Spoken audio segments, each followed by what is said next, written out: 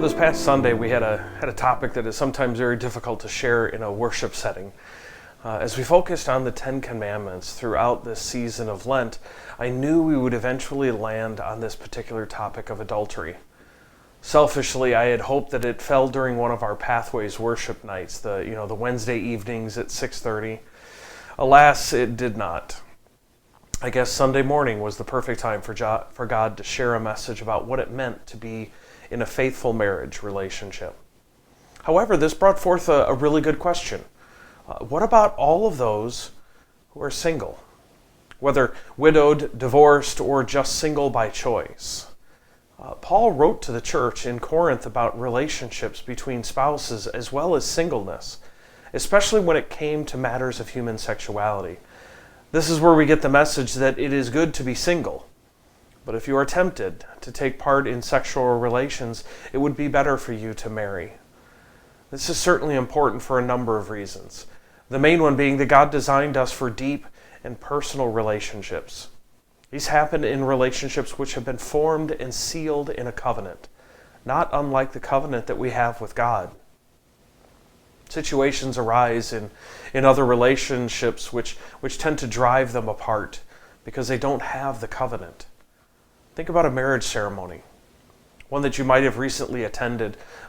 When the time comes for sharing the couple's vows, we usually hear words like for better or for worse, richer or poorer, until we are parted by death. These vows are made in the presence of God and seal the relationship in a covenant. Promises are made. And while we continue to see many marriages end in divorce, we hope that people will hold tight to their partner that they have pledged their lives to. As I spoke on Sunday morning, the intimate parts of our human relationships are incredibly important. They can bring couples such joy and excitement as well as bringing them closer. This special moment is saved for couples who have made this lifetime commitment to each other. Now please know that I am not naive, that I don't understand what is happening in the world around us. I know that it seems like people are offering up this sacred and special part of themselves to many different people. But as I said before, the biological connection that happens in these moments are special. And having multiple partners, the specialness seems to diminish as you give way this part of yourself away. I also know that there are certain circumstances, especially when it comes to legal standing, where a civil marriage is not beneficial for a relationship. In such instances, I could offer a different option. Maybe a God-ordained marriage.